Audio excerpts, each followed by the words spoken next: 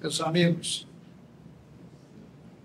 que os bons espíritos, com a permissão do Senhor, nos amparem em nosso estudo, para que ele seja oportuno e proveitoso para o nosso esclarecimento espiritual. Nós fomos criados por Deus como seres sociáveis. Vivemos em regime de interdependência. Nós damos de nós ao meio em que atuamos, e esse mesmo meio nos fornece, nos supre de tudo aquilo que precisamos. É uma troca. Deus criou o universo assim. A missão do sábio é iluminar a ignorância daquele que caminha lá atrás. Como a missão do forte é amparar o fraco. Vai por aí. Deus nos criou interdependentes. Como dissemos, a casa que moramos, que nos abriga, a roupa que vestimos, que nos protege do frio, o alimento que tomamos, tudo isso foi preparado por outras mãos que não as nossas, que nos servem fraternalmente. Então, meus amigos, quem diz que eu não preciso de ninguém, comete uma imensa infantilidade.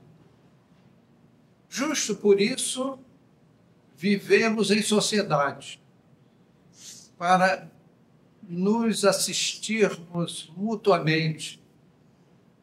E com a evolução planetária, a evolução das eras, as regras sociais vão sendo melhoradas, evoluem juntos.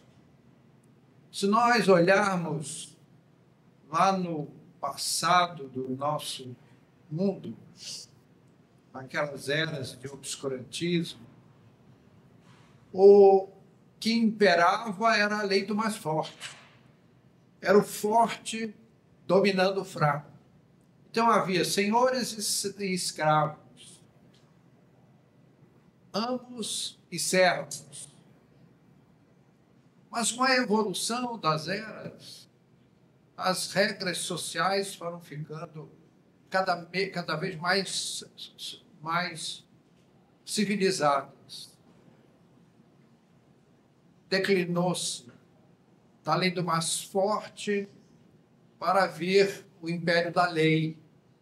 É evidente que há um anseio universal de que as leis sábias e magnânimas dirijam os povos com sabedoria para a felicidade de todos. E nós aprendemos nessas lições de sociabilidade, de interdependência, que o Evangelho do Cristo é o maior tratado de legislação social que o mundo conheceu. Jesus só fez nos ensinar a amar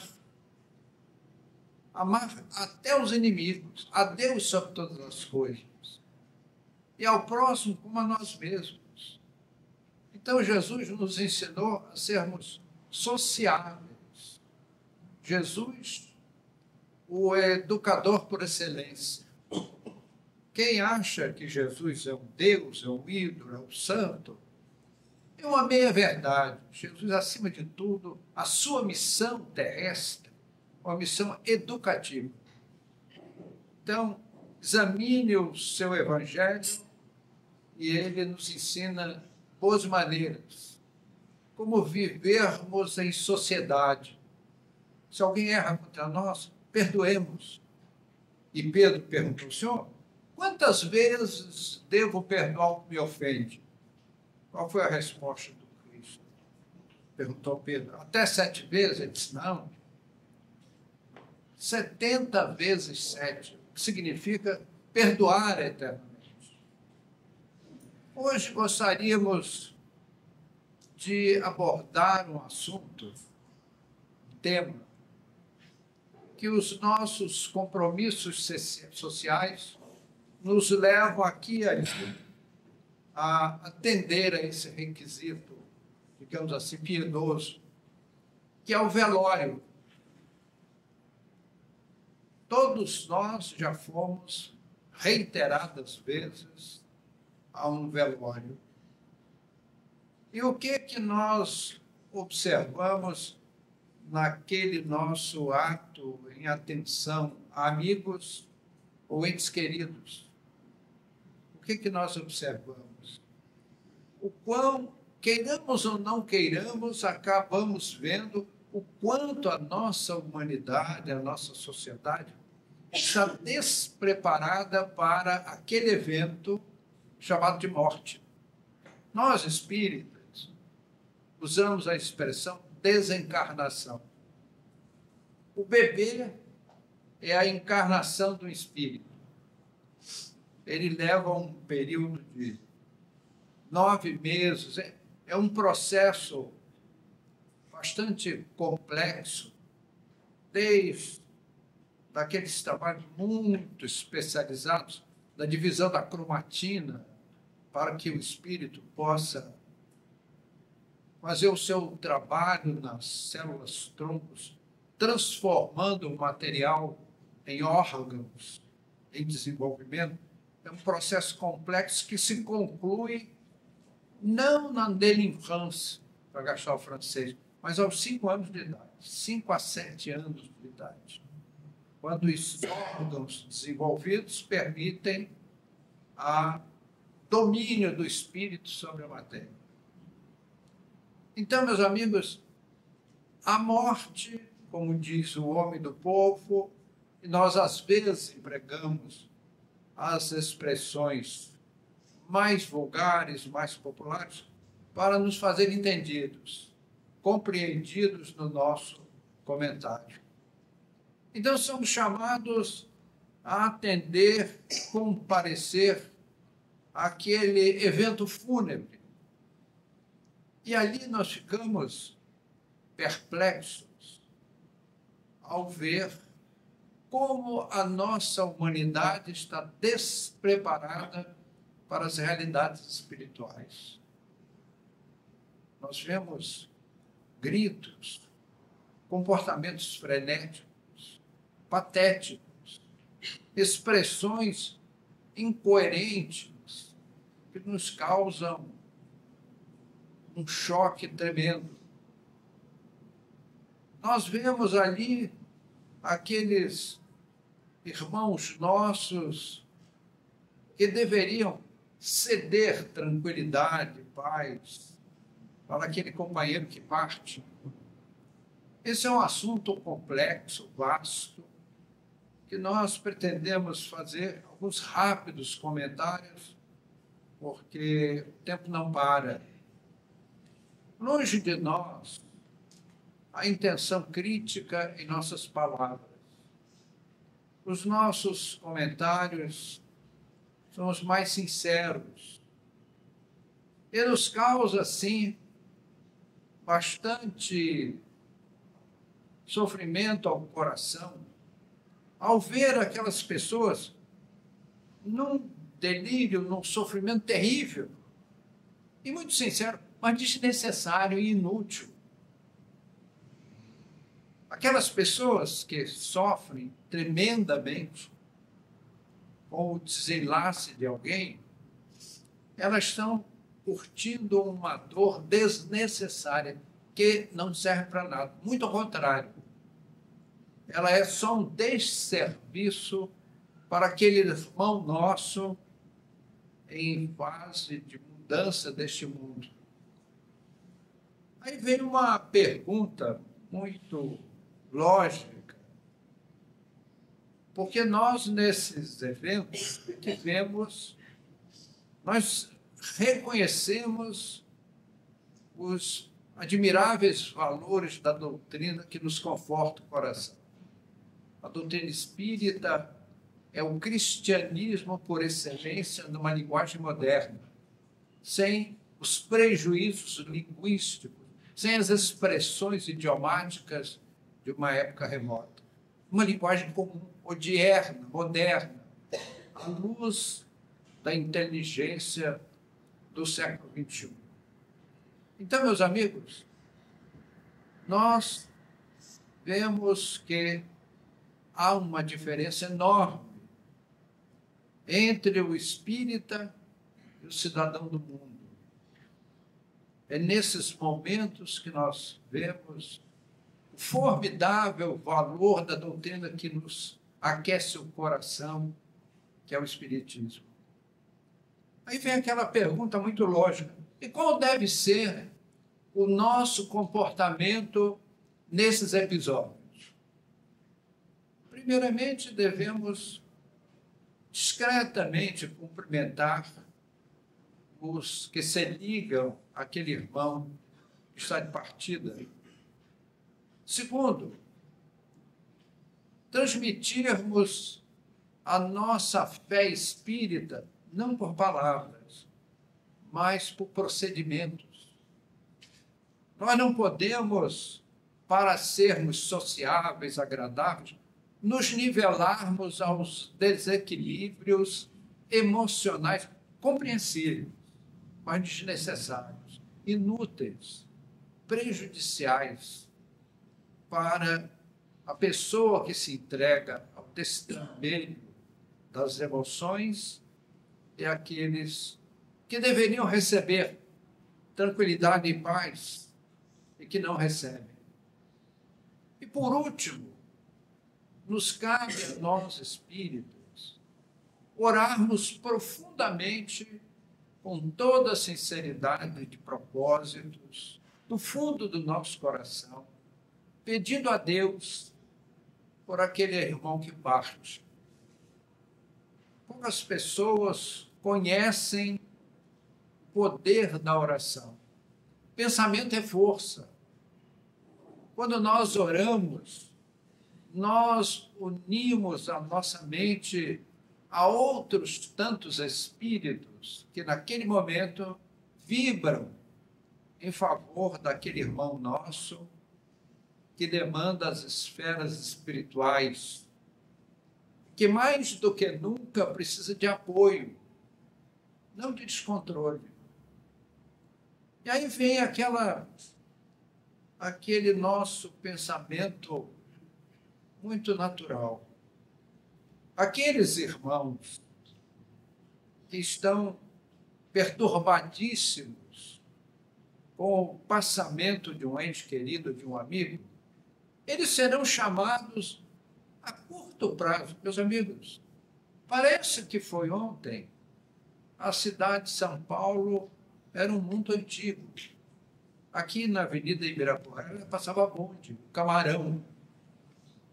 E agora já temos grandes avenidas, shopping center, telefone celular, computadores, rede mundial de computadores. O mundo mudou muito.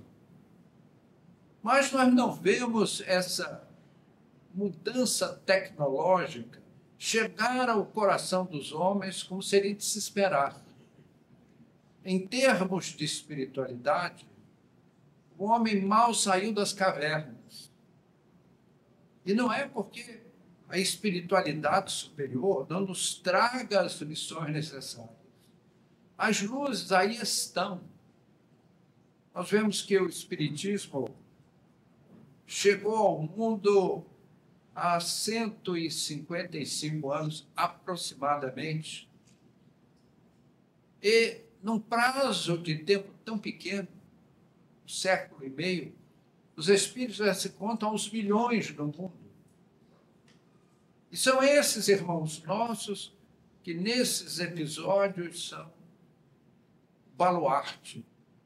Então, se a humanidade não pode orar por aquele irmão que parte, a ele oferece um desequilíbrio emocional, façamo-lo nós, os espíritos, pedindo a Deus pela paz, pelo equilíbrio daquele irmão que parte.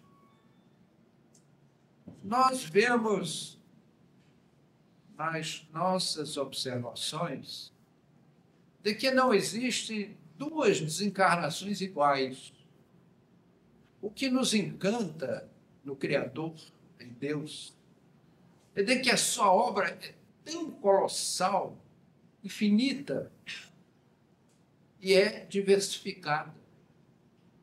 Por que não existem duas mortes iguais? Desculpe usar a expressão morte, mas usamos para nos comunicar melhor. Não existem duas mortes iguais. Por quê?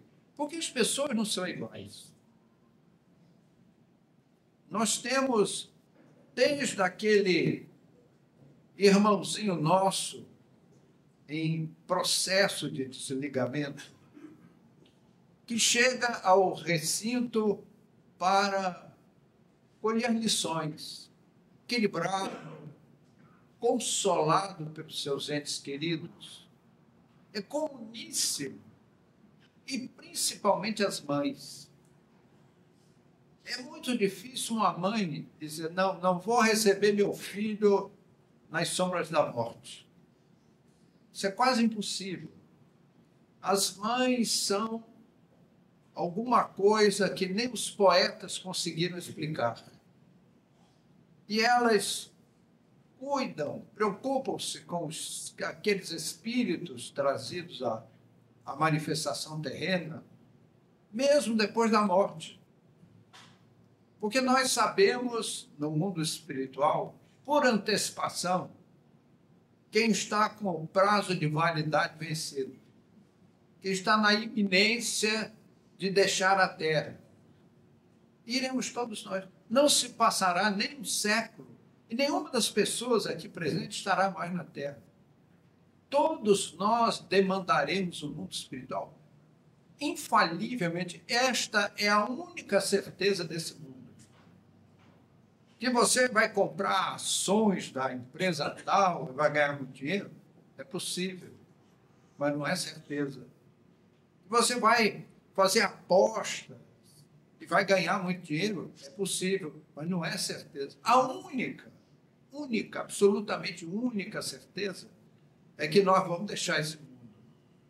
E aí me assusta como as pessoas são apegadas ao mundo.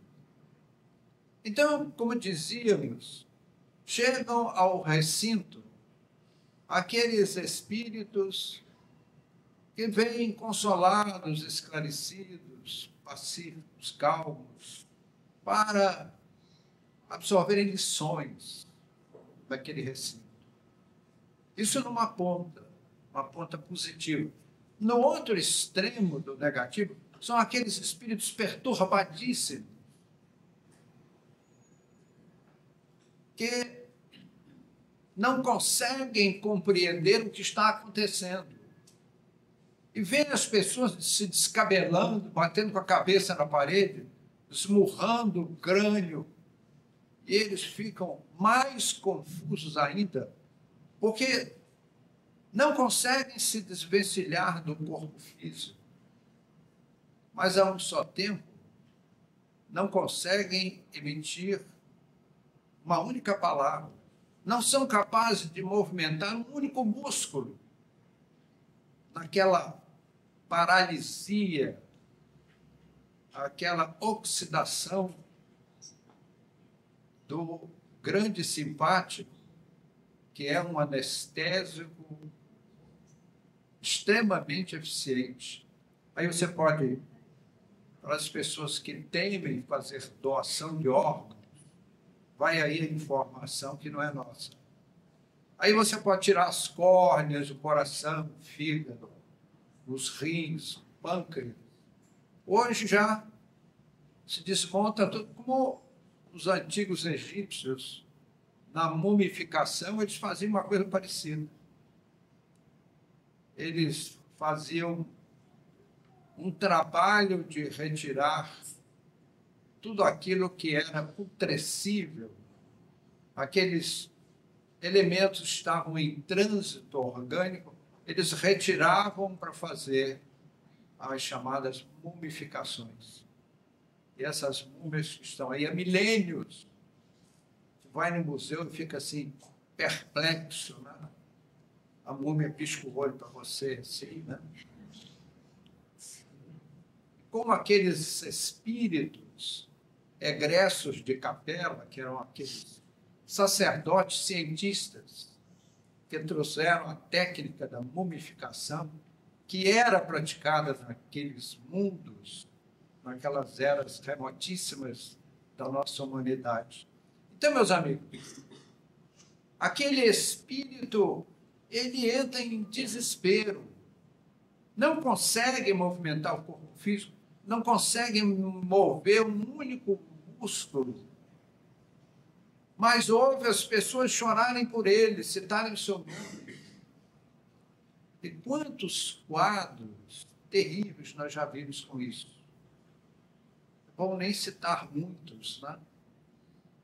Mas eu vi uma senhora, que o marido faleceu, ela se agarrar ao cadáver, uma situação assim, constrangedora para todos os presentes, para ela, e principalmente para o desencarnante, que entra numa perturbação, entra num tétrico pavor. Houve eu tive um problema orgânico,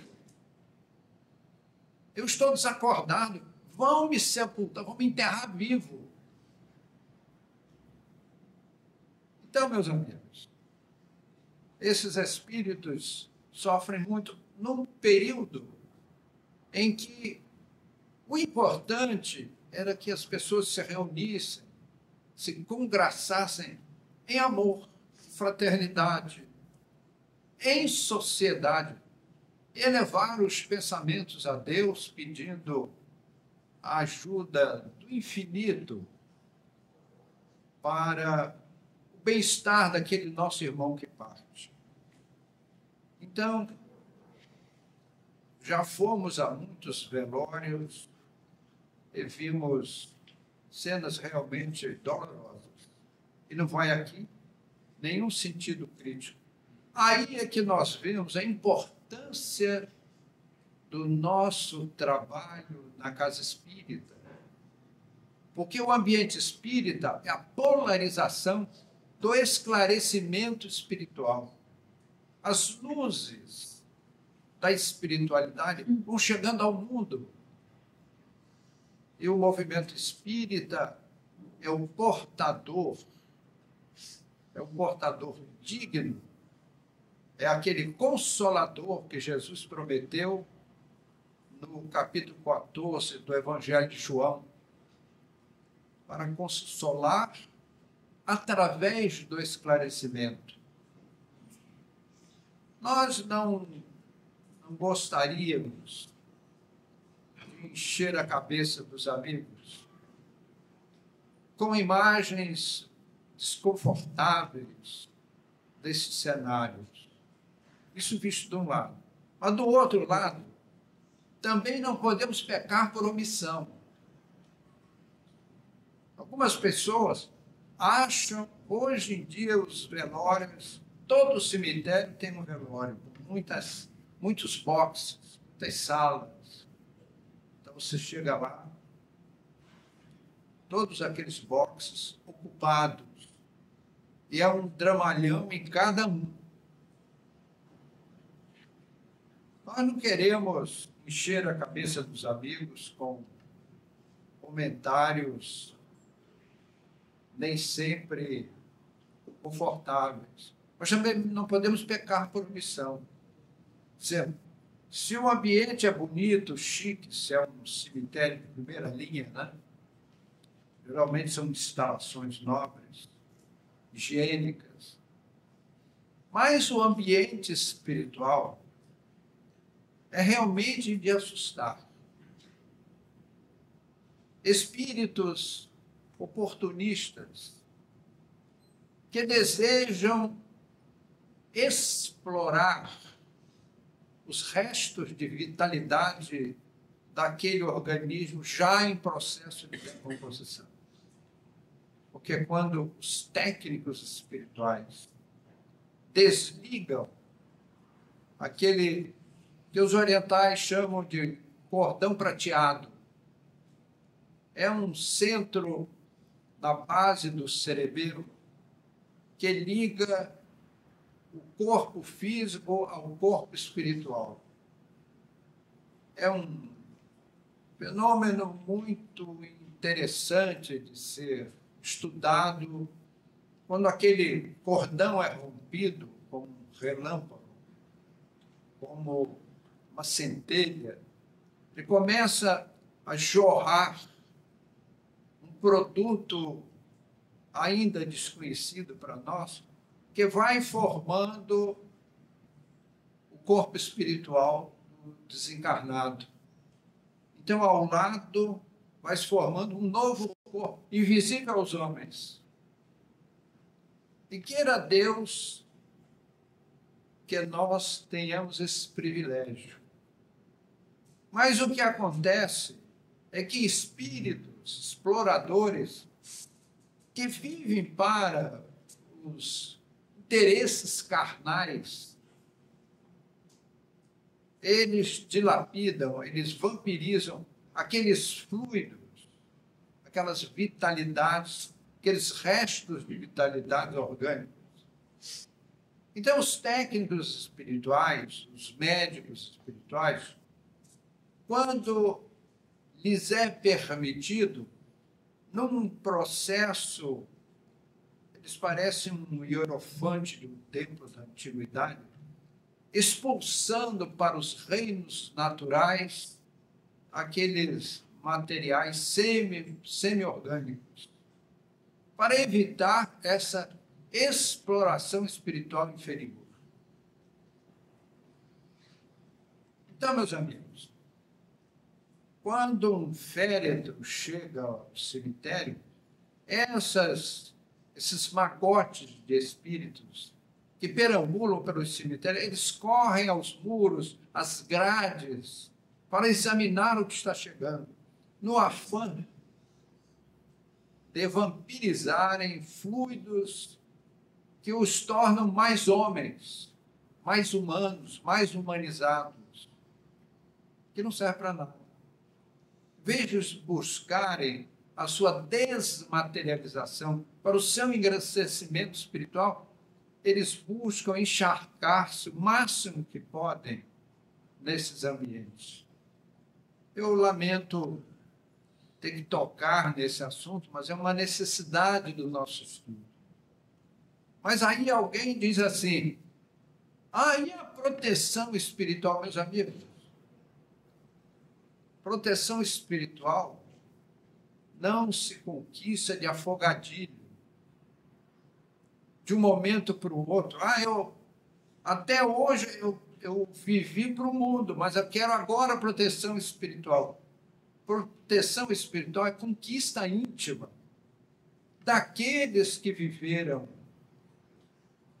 em direção a essa proteção espiritual, em pensamentos, palavras e atos, durante toda uma existência.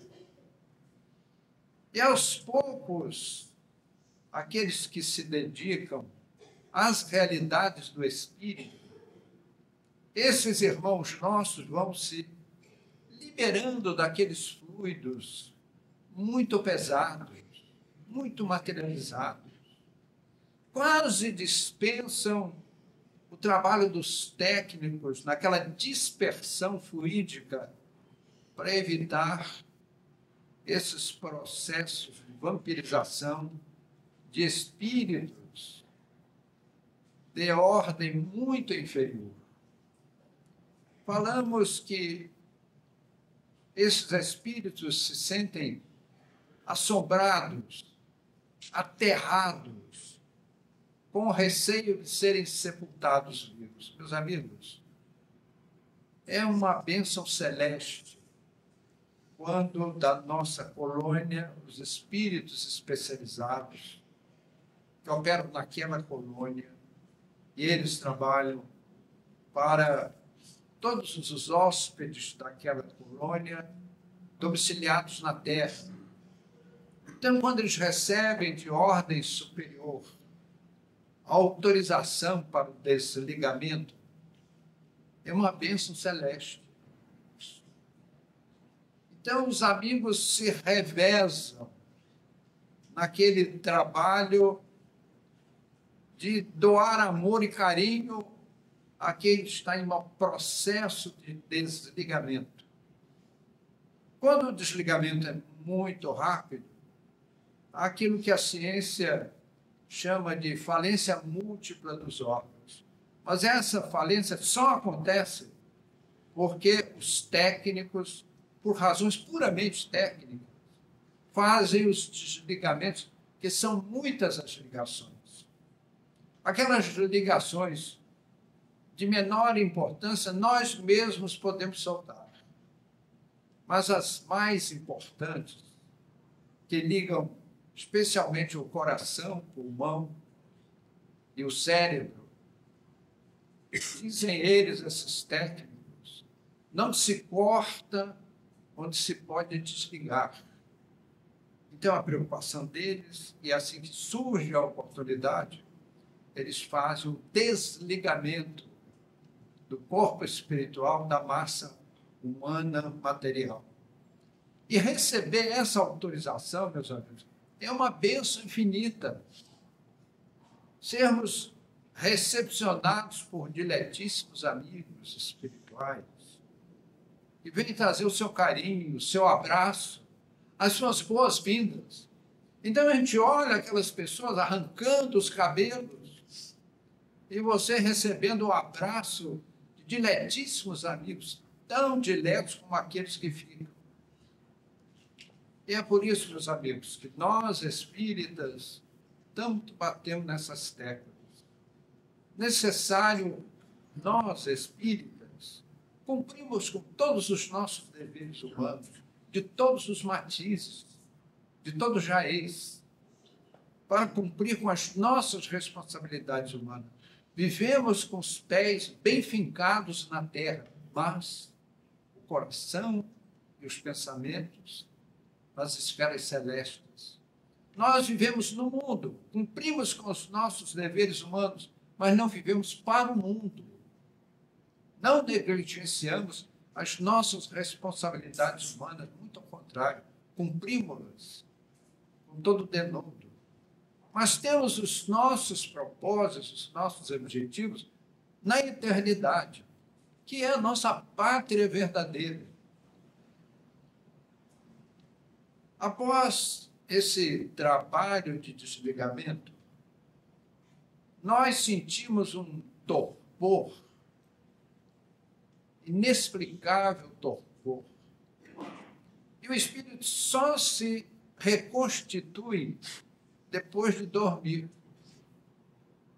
Há uns técnicos espirituais que eles chegam perto do desencarnante e num poder mental que nós ainda não conhecemos, ainda não exercitamos, eles falam assim: durma. Numa imposição de tal ordem que você dorme. É um sonífero, sabe Deus que de tamanho. Quando você acorda, você é outra pessoa, alegre, leve, feliz. Aí começam as visitas, aqueles festejos dos amigos. Não se preocupe. Ah, mas eu errei muito na terra. Mas, meu amigo, só Cristo não errou. Só Jesus. Porque a hierarquia de Jesus não comporta erros.